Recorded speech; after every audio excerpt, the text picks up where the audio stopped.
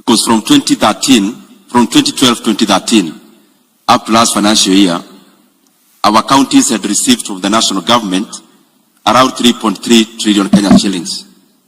2.9 trillion Kenya shillings of that was the equitable share.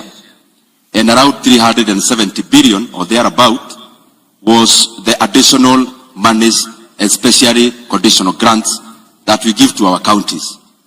So once you aggregate that bond fees, then once you check at the aggregate of our county's budgets, own source revenue only accounts for 8 to 12%, depending on which year you are looking at. And therefore, I think more weight must be on the 89 or thereabout, other than on the others. However, there is still a lot of room for improvement on own source revenue.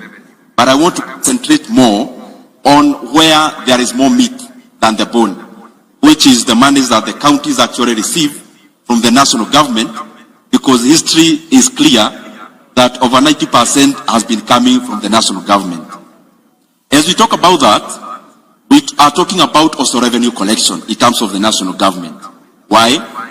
You cannot talk about county government in isolation of the mother and father, because all these counties draw from the national government.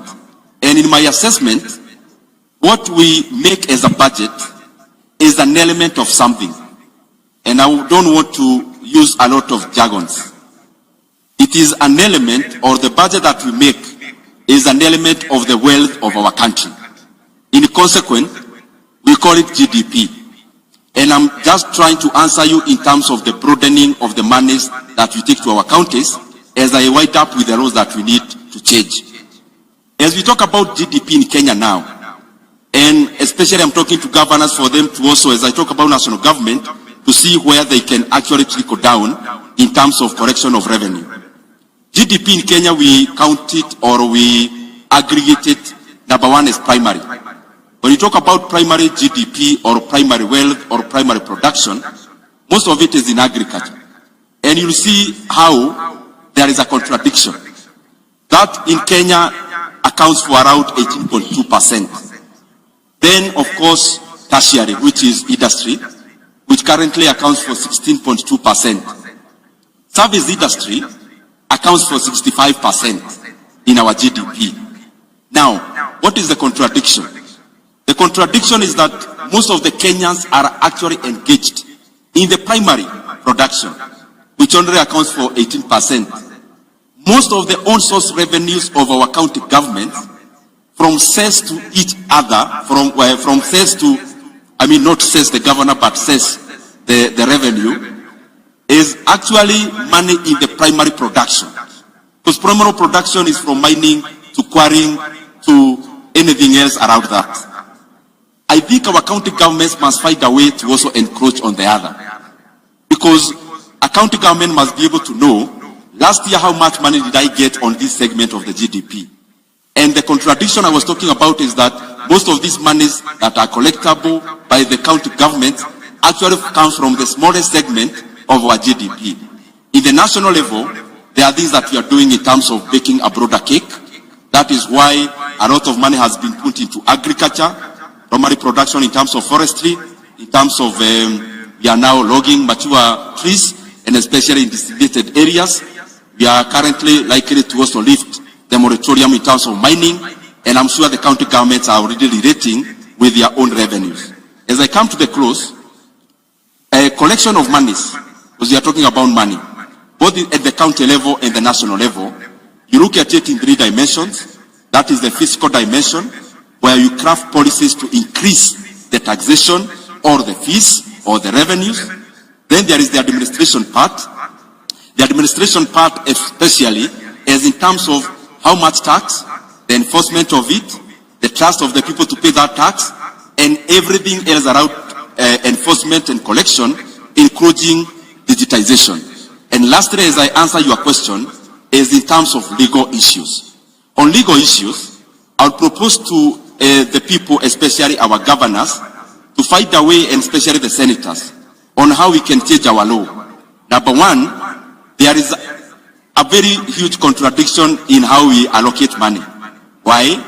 As we talk about these years equitable share, we are basing it on the audited and approved of 1920 financial year.